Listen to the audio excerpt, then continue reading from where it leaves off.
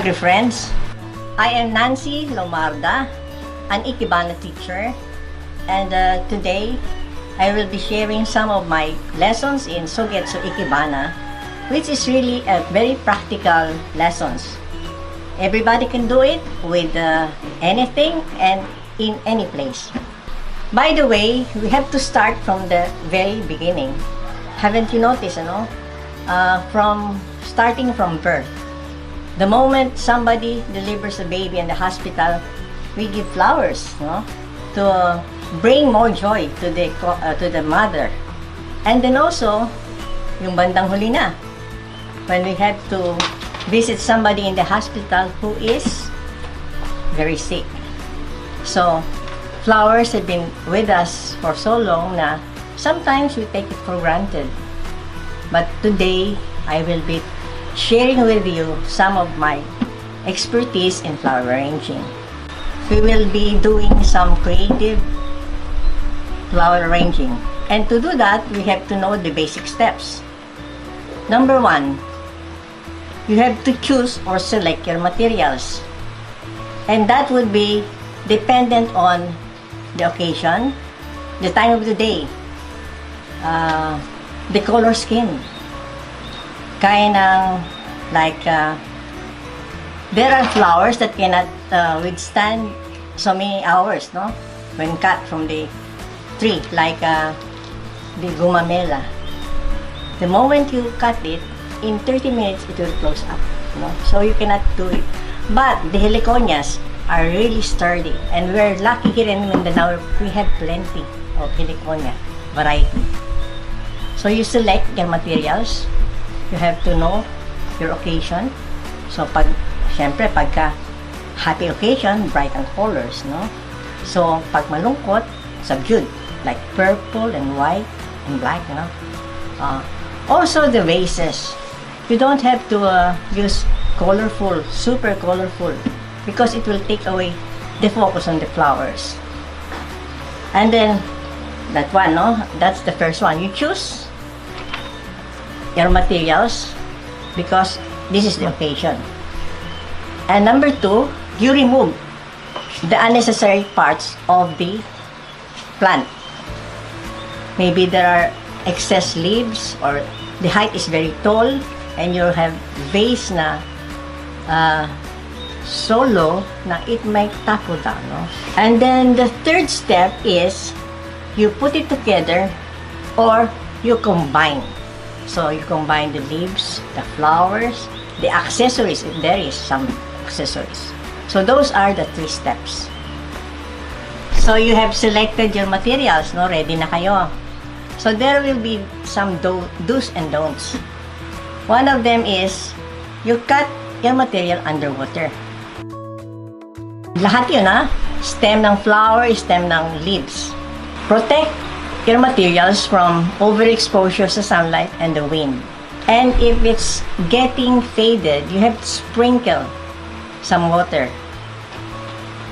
And then you place the cut material underwater, siguro mga 2 inches lang. So, it will take mga 2 days, 3 days, maganda pa din yung bulaklak ninyo, yung inyong material.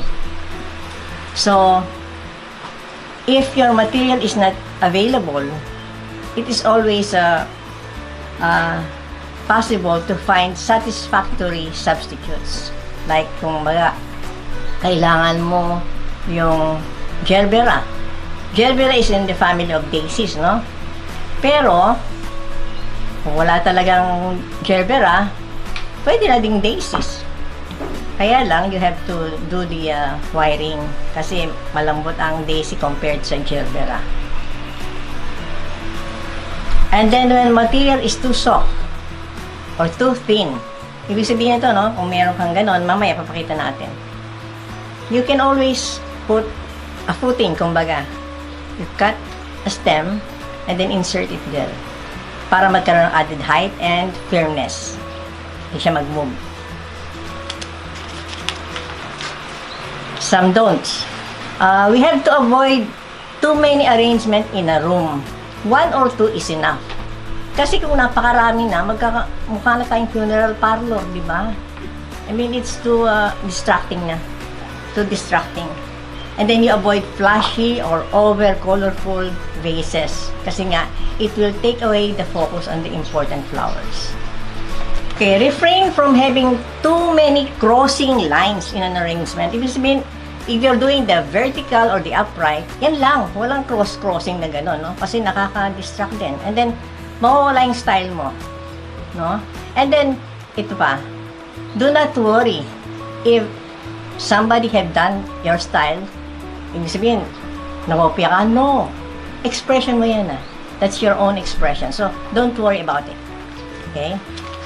Now, we'll do the 3 basic forms or style, which is very popular among us Filipinos. Although, sa Europe or sa US, iba sila no?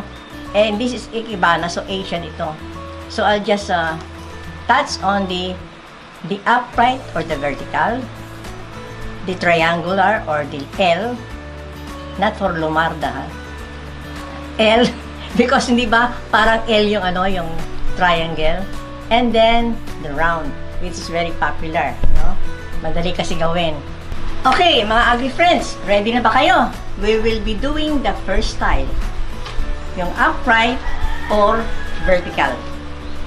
So, kailangan meron kayong mga ganito. Well, ordinary scissor, very important yan. Yan ang isa nating kailangan talaga, no?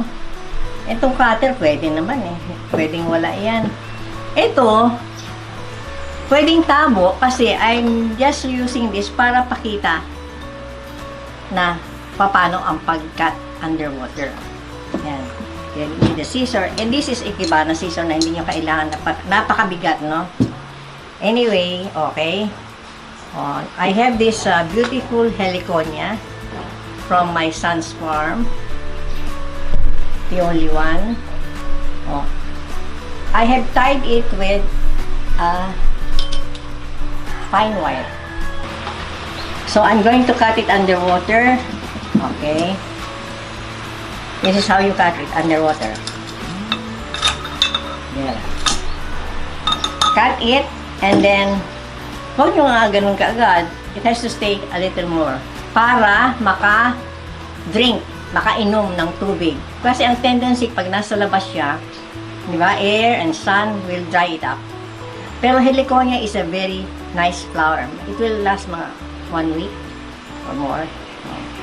So I'm doing the upright or vertical. Yung unang-unang popular style or form ng flower arranging for Filipinos. Okay. I'm using a kansan because this is heavy. Hindi to pwede sa yung ordinary yung foam, floral foam. Later on, I'll use some foam.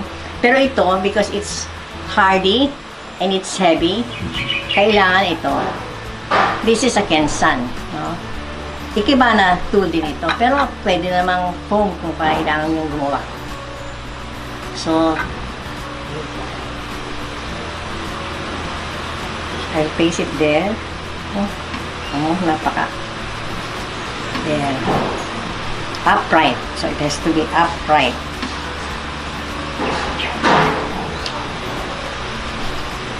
Ito, natural na ito. Ito mismo ang leaves itong sexy pink. So, we'll cut it underwater again. There. Ganito ang leaves niya, no? So, para natural na natural, I will be using the same from the same plant. The same leaf from the same plant. Okay.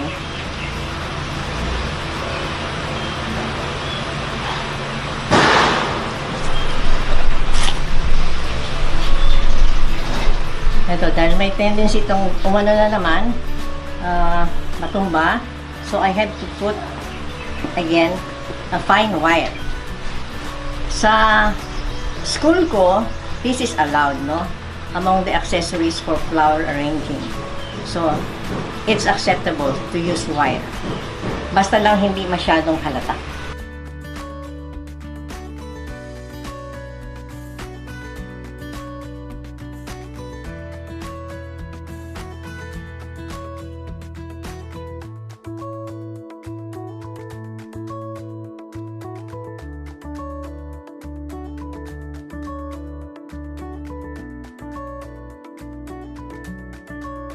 So you cut the excess para hindi halata.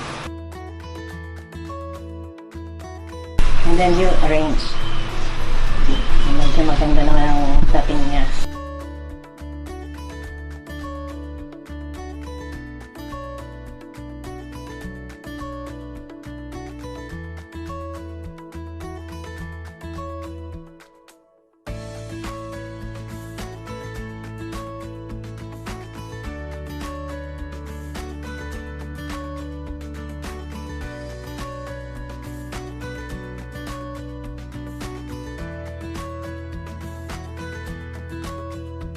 So I will add some pink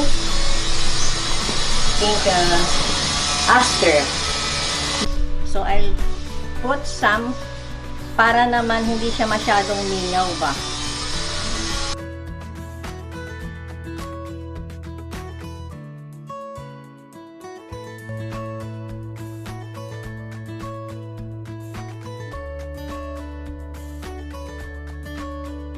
Another one, pasilip-silip lang siya.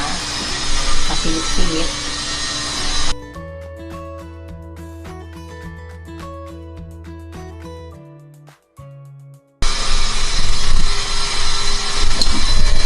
You always do that, ha? You cut underwater para magtagal yung materials ninyo. Kasi without the cutting, hindi magtatagal eh. Kung napakaliit ng material nyo, you can use tuksukan. Yan. Ito yung sinasabi ko na kung napakaliit ng material nyo, ng susuk ko nyo, and it won't hold there, you can always put some.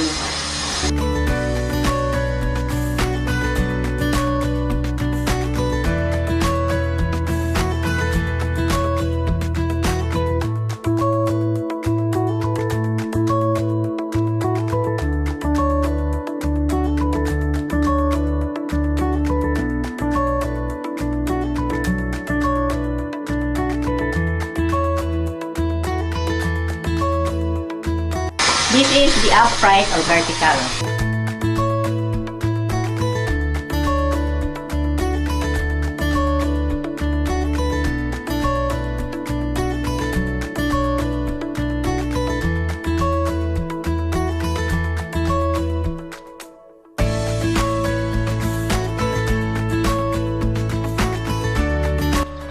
Hello, Kaagri friends! Oh, nandito na tayo sa second most popular form among Pinoys, the triangular or the L arrangement. Pwede mong lagay sa reception sa kasal, sa altar. Ang gagamitin ko ngayon is itong floral foam that I have soaked overnight. But then, I have to put some water again, no? Because ito, bali ang ano niya, itong magiging pan niya, medium na hindi siya matutuyo. So, first of all, you have to do the outline. So you're doing an L or a triangular. Okay. Here is the itong guideline niya para hindi ka mawala.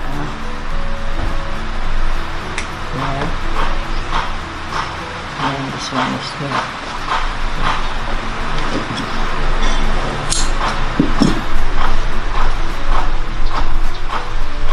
Ito pwedeng itaas, pwede din mong ibaba, no? Or this one, pwede mong island gamay. So, ay na, di ba, ito na mismo ang form mo, no? So, all you have to do is follow your line. So, I have this beautiful heliconias from my friend in Damilag. Ito. These are heliconia family. Oh, very nice. Oh, brown. So, yan nga. Sabi ko sa inyo, bago nyo magse-select, no? Number one is choose, select material, no? So, ito, most probably, pwede kasi ayan na yung forma, no? So, I think this will be a very nice material for this. Heliconia family ito. So, again, although ang Heliconia family is matagal, hindi kailangan tong araw-araw kasi hardy, hardy.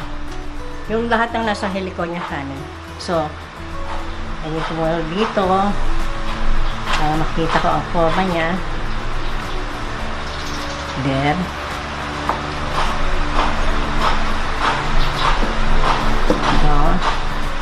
Maybe here or here para ma-fill up mo tong space na ito to be able to do the shape of triangle or L.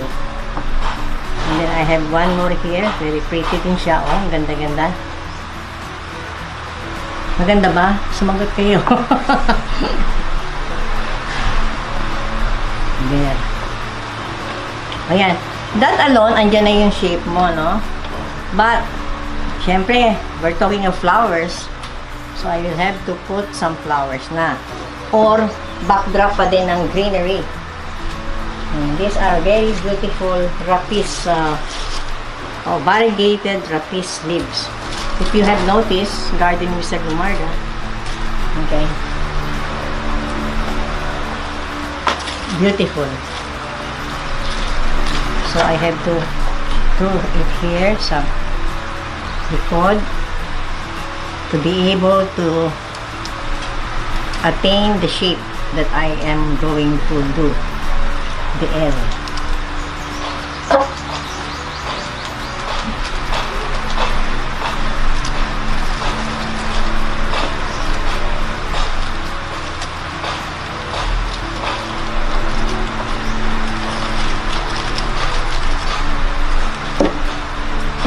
And these, I don't know, napansin nyo, these are hardy materials. Pwede ito, isang linggo, 2 linggo, feel not will.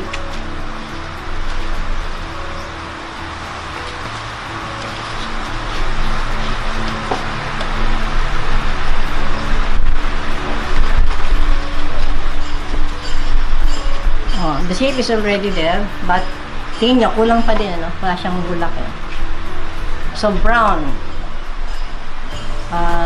Brown goes very well with orange, no? So, I have, again, Heliconia pa din.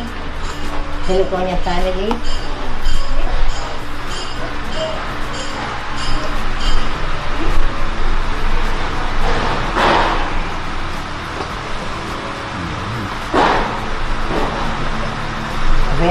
Very nice to go with the brown.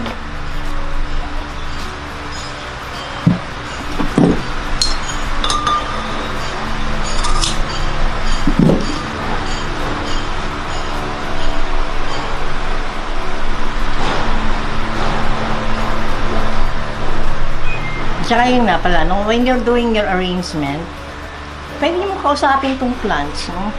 Okay siya eh. Hindi gasti ulo. Ano siya, madali siyang pasunurin where you want it to go.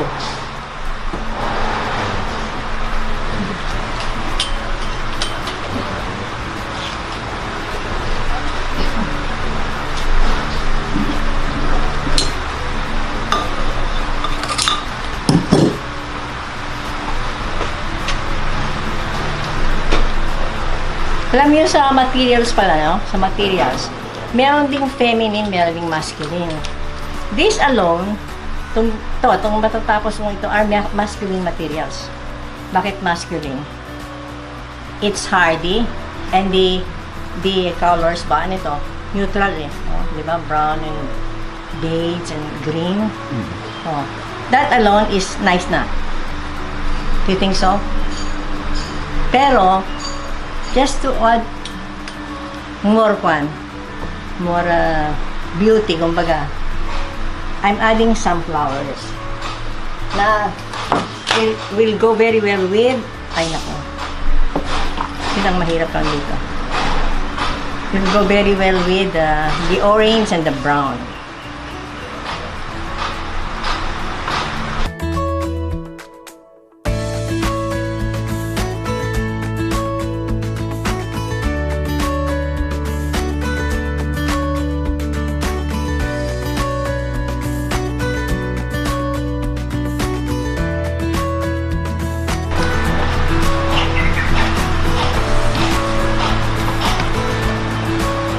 So this mouse, chrysanthemum, I think ano tayo, Malaysian mo. Look at the colors, the yellow and the are there, no? So it will go very well with this arrangement.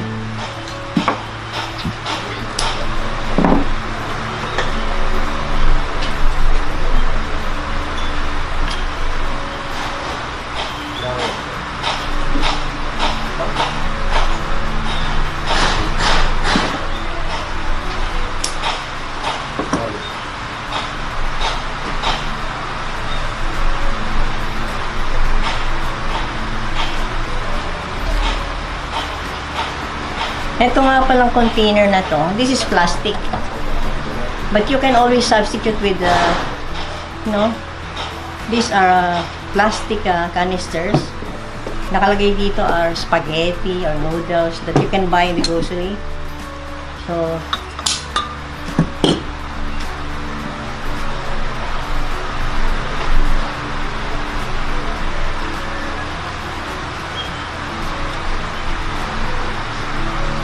there is my finished product.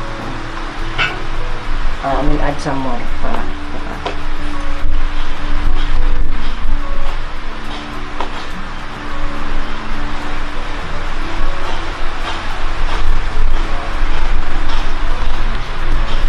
There.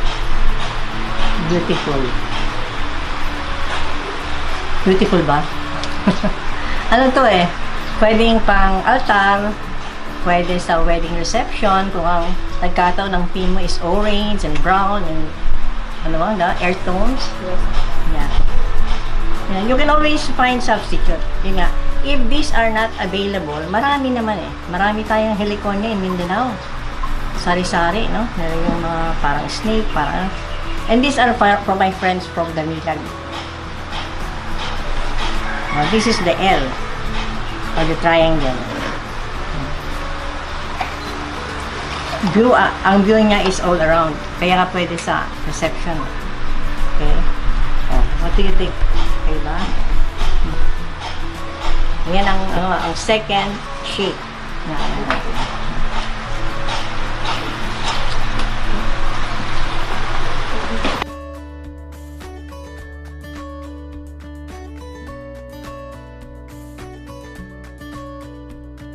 Welcome back, Agri friends! So, we're doing the round form of arrangement. Dito, madali lang to. Parang kahit saan kang flower shop pumunta, merong round, no? And then, we're using this insulin plant daw na for diabetes. And edible daw, sabi nila. How would we know? Kailan tikman natin. Okay? As usual, select mo muna. Ano dapat sa gitna? So, the tallest will have to be here para mo makuha yung rounded one. Rounded shape. So, then, again, eliminate or remove. So, hindi na kailangan. And then, cut underwater again. Leave it for a while. And then, you will be getting the center.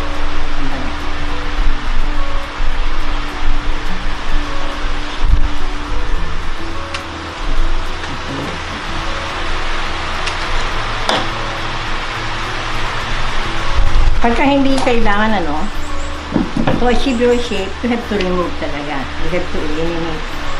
And then, so I think I have selected 9 para equal ang I selected. Then eliminate again. Cut underwater. Yan. Palaging ganyan palaging ganyan.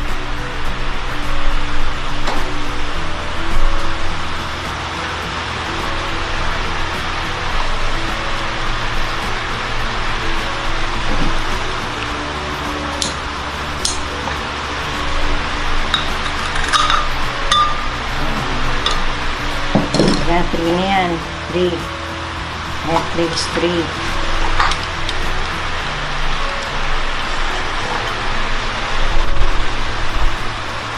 Di ba ang color parang Christmas, It's red and green.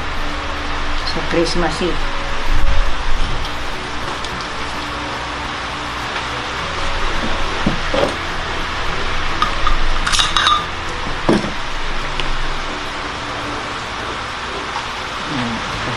Number 4.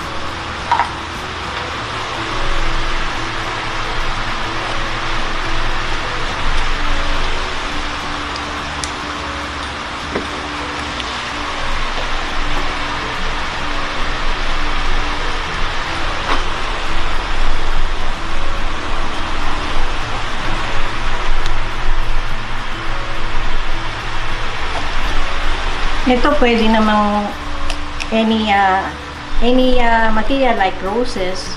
Last time I think I did multicolored, yung Malaysian moms.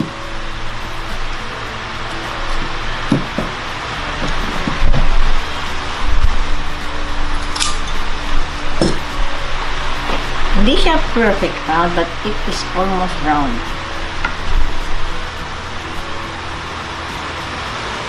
It is almost round.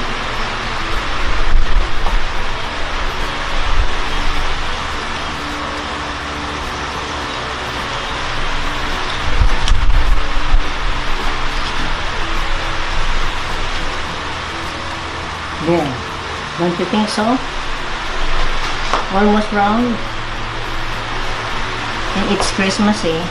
So, just to add more color, I will be putting an accessory that we also use in Sugetsu Ikebana, which is the colored wire. This one. Para lang medyo may added, dating, arrive.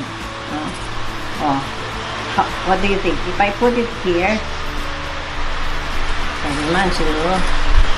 So, I have to put the one end here.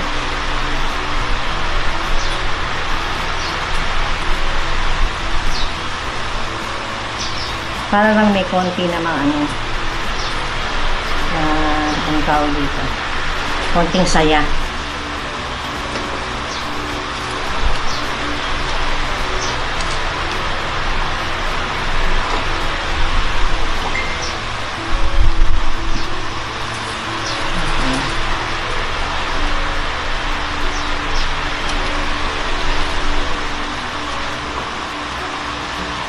What do you think? Better with or without? Nagandahan ba kayo with this accessory? Ano to? Sugetsu School ang gumagamit lagi ng colored wire.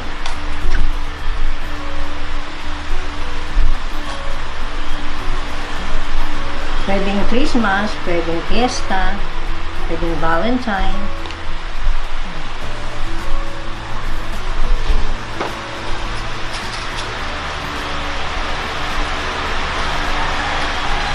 What do you think? Is it okay? Magandaan ba kayo? Ito ang third arrangement natin, the round arrangement. Welcome back mga ka-agri friends. Now, we will be doing some simple but interesting arrangement that I learned from the Sugetsu School of Japan. We've been talking all this time about flowers, no? But this time, ang one lesson na interesting sa Sugetsu, you can also arrange all leaves. So, walay bulak, pwede di ay? Oh, pwede. Look, sige. This time, I will be using this very, very nice fern from Tagaytay. Natural yan. And this alocasia from my garden. And some mayana. Okay? Again, I will be using a Kensan because it's Ikebana arrangement. Okay. So, ayan, nag-choose na ako ng aking material, and then ito na naman. We have to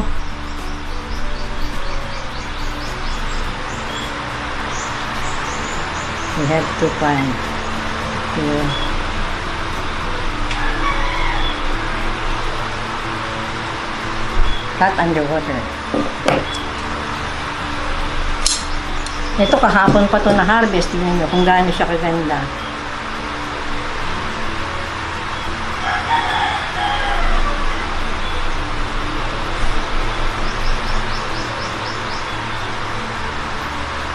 Alocasia.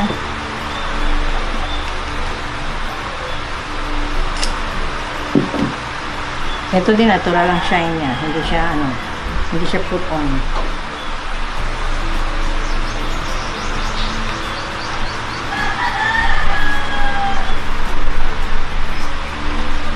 Alam niyo, ang Sugetsu Ikebana, dapat ang pagturo ko is from the back. nandito ako sa ano. Pero I have never mastered that. So, hindi naman ako na magturo. Ngayon, kung may gusto talagang matuto, pwede naman. Pasensya lang siya, hindi yung Sovietsu way. Kasi nakabaliktad kami. That's very peculiar sa Sovietsu school. Not with other school in Japan. And did you know that napakaraming school sa Japan? Ha? Nung last count namin is more than 300,000. Kasi itong Sovietsu, Ikinobu, Okara, yan ang mga classic na ano. Pero maraming modern. Yung mga young ang professor, ang owner. Kaya hindi maubos-ubos talaga. Talagang magsasawa ka. Pero one of the best is Ikinobu and Sovietsu and Okara. And ako,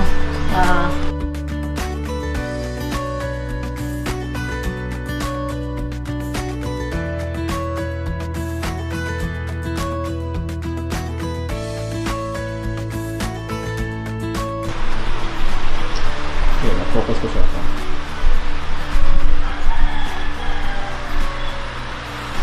ganyan lang siya kasimple.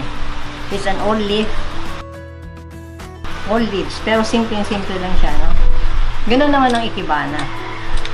Less is best ba? Hi mga ka-agri friends! If you enjoyed my first all leaves arrangement, I'm doing another one. And this is my favorite. Ito po, as you can see, it's a green vertical vase. And it is plastic. Ito, barato lang to. Lalagyan po ito ng spaghetti, noodles that you can buy in any groceries.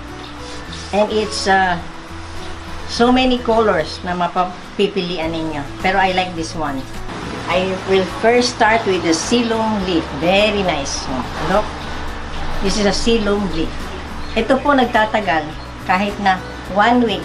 If you have noticed yung mga CR ng ating mall ngayon, they have two like this in their comfort rooms, only in water, and it will last mga a week, I think.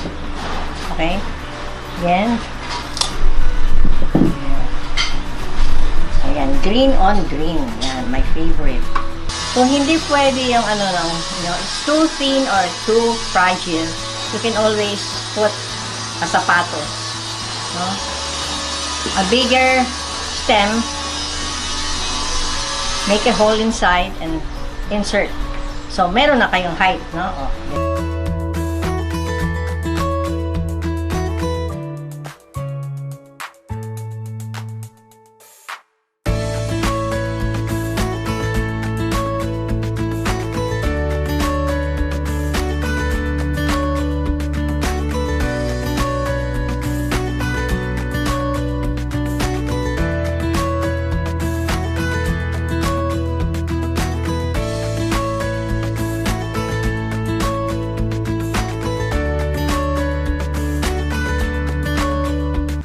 Okay, again, for the all flowers na lesson in Sogetsu, I would like this very plain black regadera to be my container this time, no? Medyo drama po, black, no? So I will put a variety of blooms para naman medyo alive siya, no? So we start with the tallest.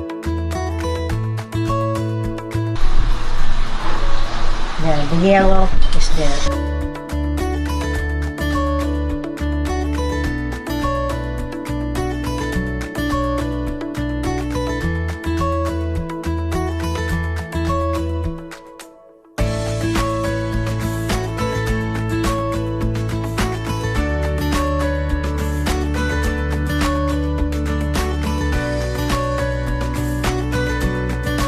As you can see, variety of colors ito. So, medyo lively na tingnan tong black na regadera.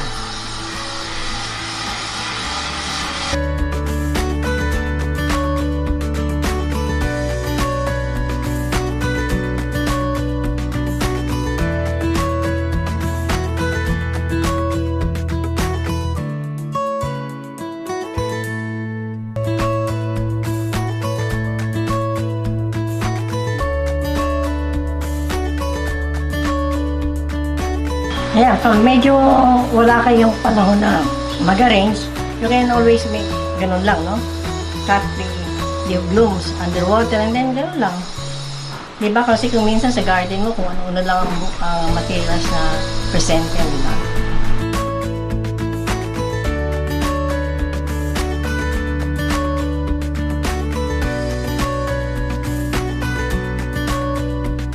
Mga ka-agri friends, with the same set of flowers, I'm going to arrange it in a different container. This time, I'm using a crystal shell. For those who have set their minds in a under the sea theme, whether it's a wedding, a birthday, this will be very applicable, very appropriate. Actually, this is not very expensive. It's actually fun, pero maganda ang kanyang shape as a shell. So again, with the same group of flowers, I'm rearranging this again. Okay.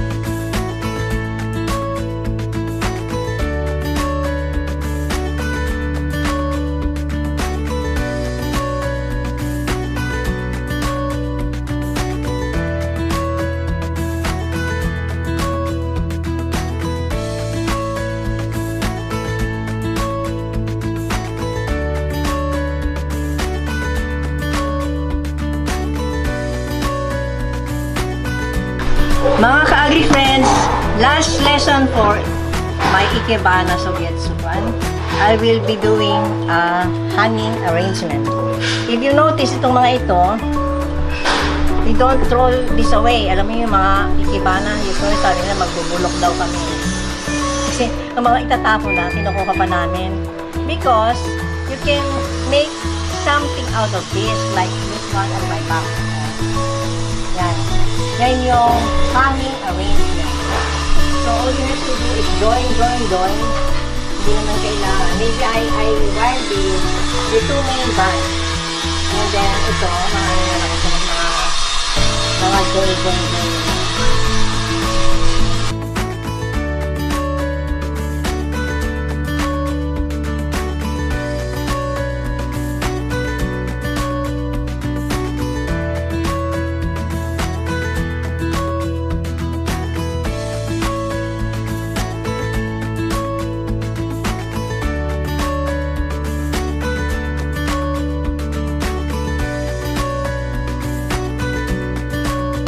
Now, I will be putting this beautiful shrimp plant daw ang tawag dito, ha?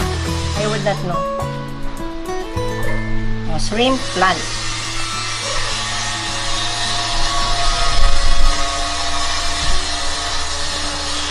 This is also from Bukidnon. Ito, dahil family din ito ng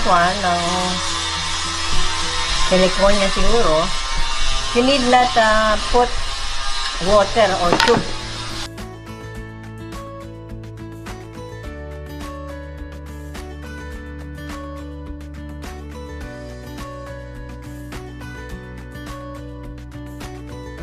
Ito, nilalagyan to ng tubig.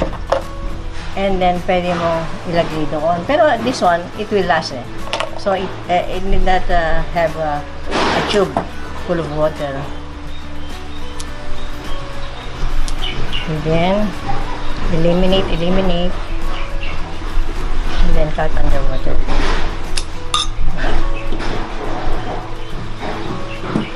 So, sok. Spoil, no? Oh. Kasi ito, makikita mo na yung ano, yung mga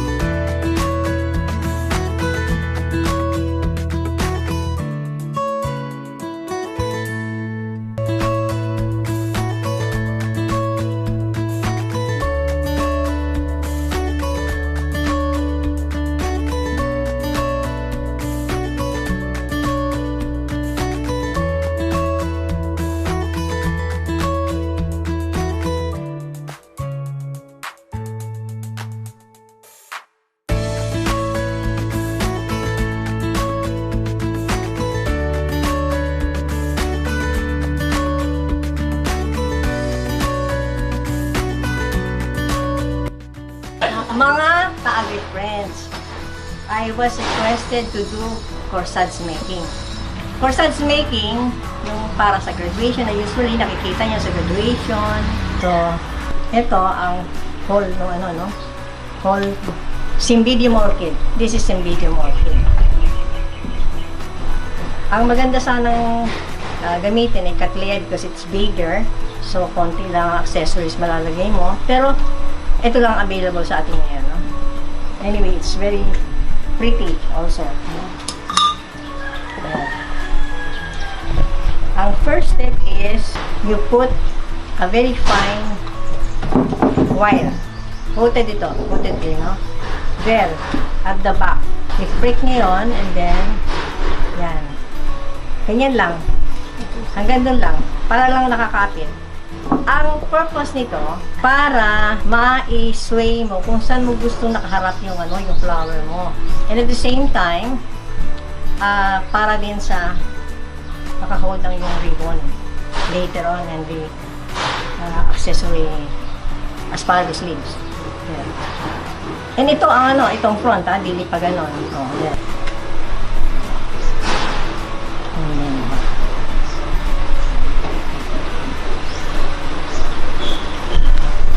Piece at the back.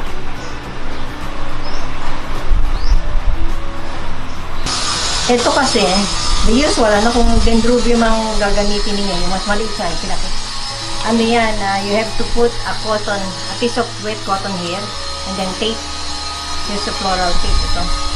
Pero this one, naman ito, sturdy naman to, it will last siguro mga 4 days, hindi na kailangan. You don't have to put a wet cotton sa end ng tip na yan lang yan. Okay ba? Ito ang original corsage, no? Pero pwede ka namang gumawa dito.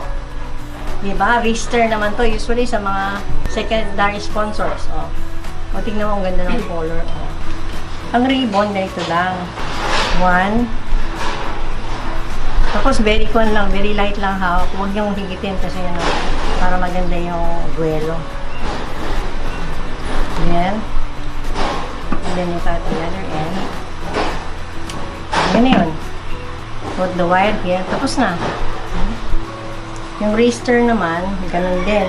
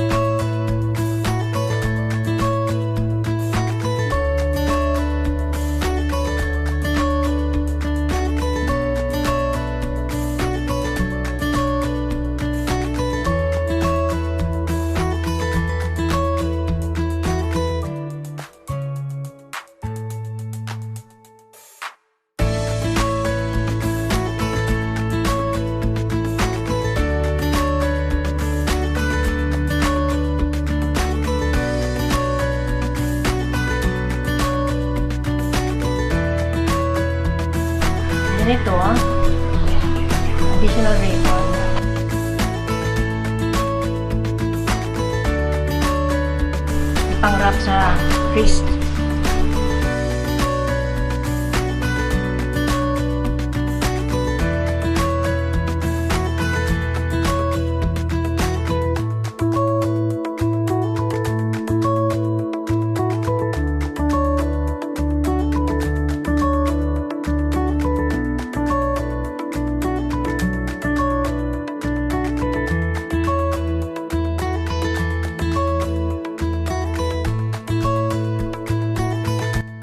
Tapos, ang susunod, yung crown, yung crown. Naggawa ko ng ng harder than this one. So, from two wires na ganito, na medyo baga, medyo makapal, I joined two to make a crown dito. Either para sa sa flower girls or kung sino, minsan gusto din ng mga secondary sponsors, no? Ang income naman sa flowers, depende din sa yun eh. Kung bilid yung customer mo sa'yo, kahit minsan pinipagtanggihan mo na puntahan ka sa bahay.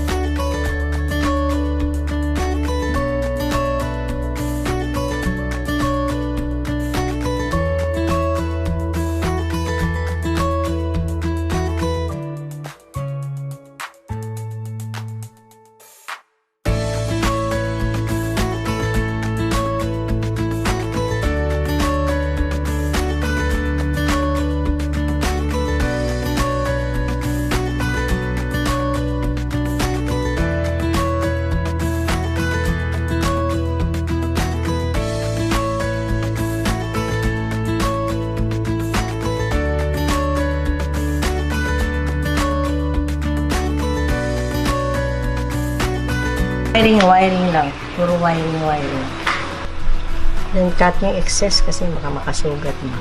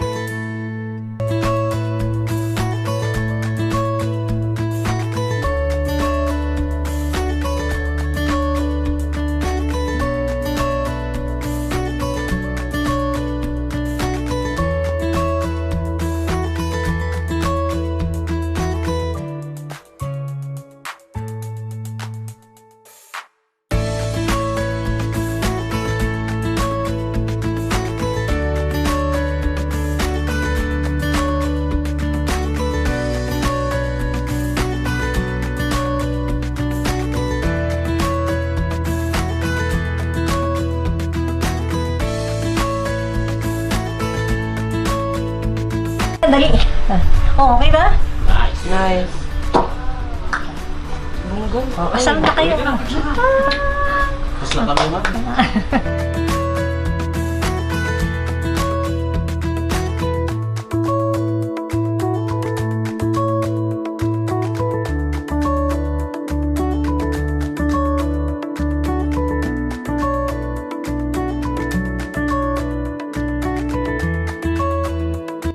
Hoy mga ka-agri friends, I suppose may natutunan naman kayo sa ating mga lessons, ha?